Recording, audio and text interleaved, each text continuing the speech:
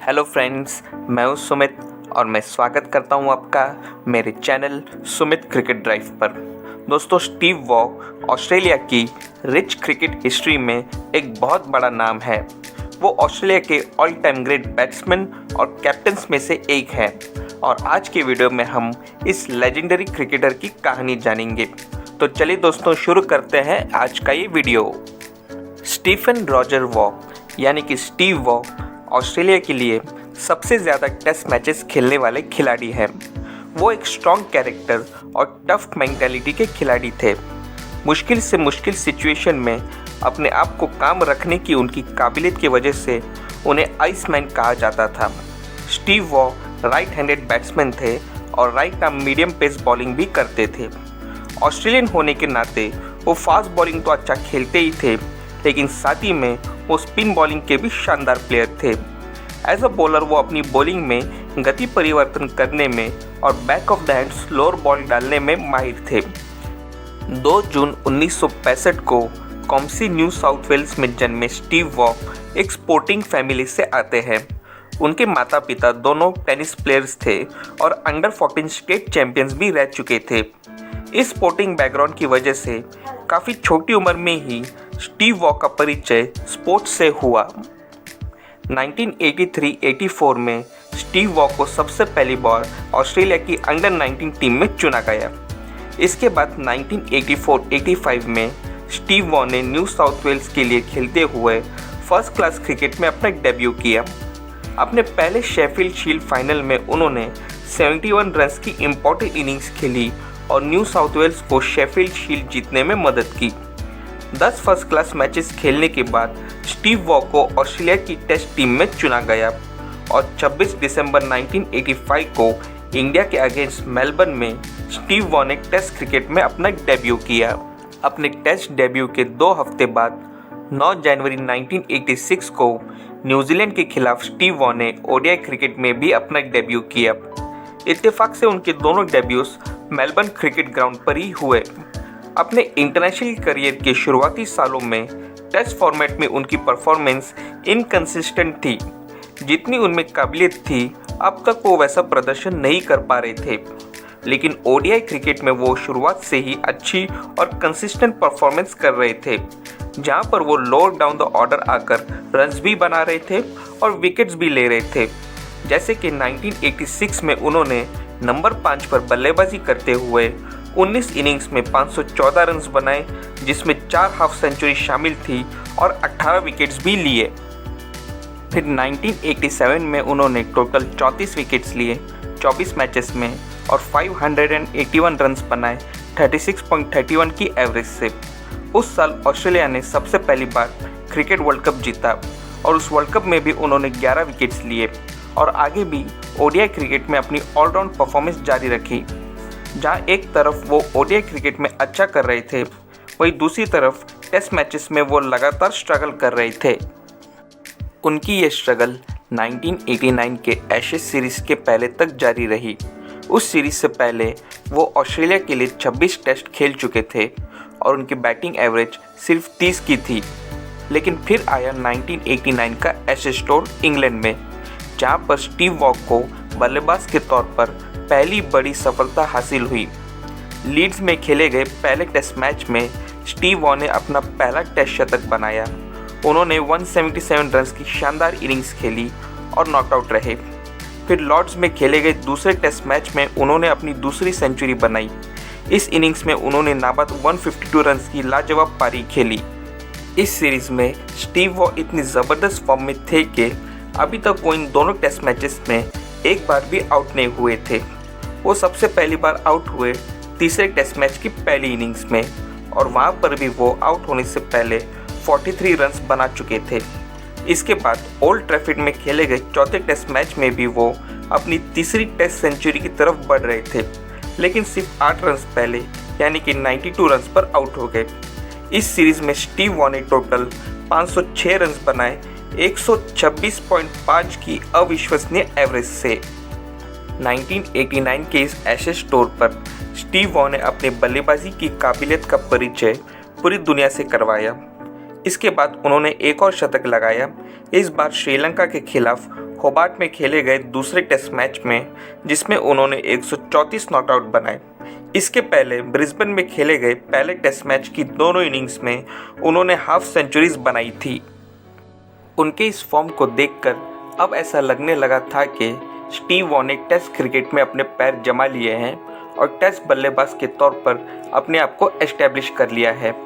लेकिन Steve Waugh अपने इस फॉर्म को ज़्यादा देर तक बरकरार नहीं रख पाए और अपने करियर के सबसे बड़े स्लिप ऑफ फॉर्म में चले गए, जिसमें वो अगले 3 सालों तक ना ही कोई हाफ सेंचुरी बना पाए और ना ही कोई सेंचुरी बना पाए, और साथ ही में 18 महीनों के लिए ऑस्ट्रेलिया की टेस्ट टीम से ड्रॉप भी हो गए। 18 महीनों के लिए टेस्ट टीम से बाहर रहने के बाद 1992-1993 में वेस्टइंडीज़ के खिलाफ 5 टेस्ट मैचेस की सीरीज़ के लिए उन्हें फिर एक बार टीम में शामिल किया गया। इस सीरीज़ में कमबैक करते हुए सिडनी में खेले गए तीसरे टेस्ट मैच में स्टीव वॉ ने एक मच नीडेड सेंचुरी बनाई। इस सेंचुरी को स्टीव वॉ ने अपने करियर की सबसे इम्पोर्टेंट सेंचुरी बताई, क्योंकि वो ये बात जानते थे कि अगर वो इस सीरीज़ में रन्स बनाने में कामयाब नहीं हो पाते तो फिर शायद दोबारा उन्हें टेस्ट क्रिकेट खेलने का मौका नहीं मिलता। इस करियर सेविंग सेंचुरी के बाद स्टीव वॉ ने एक बार भी पीछे मुड़कर नहीं देखा और उनके टेस्ट करियर ने नई ऊंचाइयों को छूना शुरू कर दिया।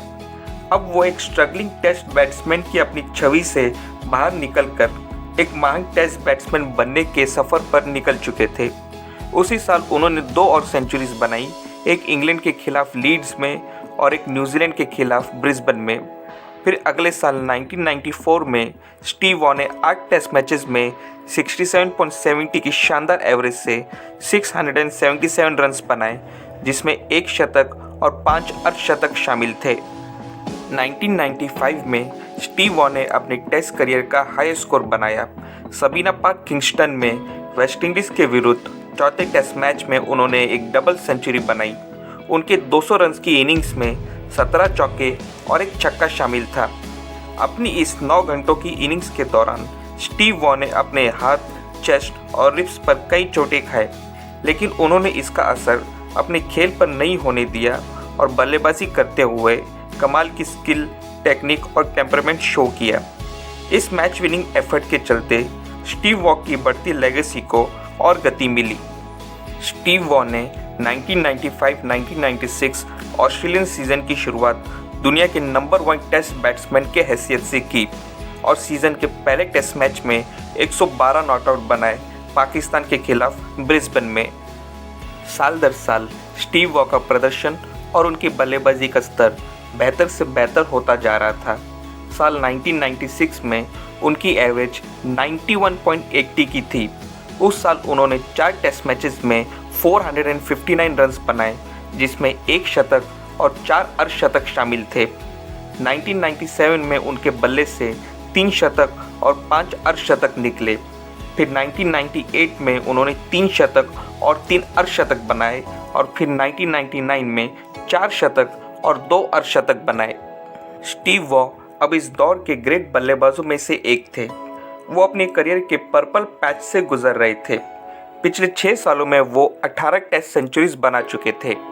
18 टेस्ट सेंचुरीज पिछले 6 सालों में। उन्हें देखकर कोई ये नहीं कह सकता था कि ये वही बल्लेबाज है जिसने अपनी करियर के शुरुआती 7 सालों में सिर्फ 3 टेस्ट सेंचुरीज ही बनाई थे। स्टीव वॉ ने अपने इस फॉर्म को जारी रखा और रन्स पर रन्स बनाते चले गए। अगले 4 सालों में यानी कि 2000 से लेकर 2003 तक उन्होंने 11 टेस्ट सेंचुरीज और बनाए।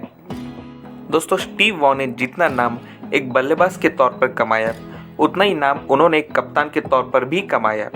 1997-1998 में कैप्टन मार्क टेलर और वाइस कैप्टन इयन हीली के ओडीआई टीम से ड्रॉप होने के बाद स्टीव वॉ को ओडीआई टीम का कैप्टन बनाया गया और फिर 1999 में मार्क टेलर के रिटायरमेंट के बाद स्टीव वॉ को टेस्ट टीम का कैप्टन बनाया गया।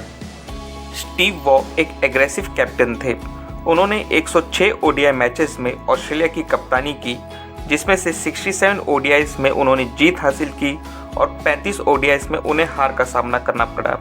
स्टीव वॉ की कप्तानी में ऑस्ट्रेलिया ने 1999 का वर्ल्ड कप भी जीता। टेस्ट में उन्होंने 57 टेस्ट मैचेस में कप्तानी की, जिसमें से 41 टेस्ट में उन्होंने जीत हासिल की और सिर्फ 9 टेस्ट मैचेस में उन्हें हार का सामना करना पड़ा। 1999 से 2001 के बीच ऑस्ट्रेलिया की रिकॉर्ड 16 कंसेक्यूटिव टेस्ट विक्ट्रीज में से 15 विक्ट्रीज में स्टीव वॉक कैप्टन थे। साथ ही में कप्तान के तौर पर उन्होंने 2 एशेज सीरीज भी जीती, एक 2001 में इंग्लैंड में 4-1 से और एक 2002-2003 में ऑस्ट्रेलिया में 4-1 से। उनकी 41 टेस्ट विंस एज कैप्टन दिसंबर 2009 तक किसी भी कप्तान द्वारा सबसे ज़्यादा टेस्ट मैचेस जीतने का रिकॉर्ड था।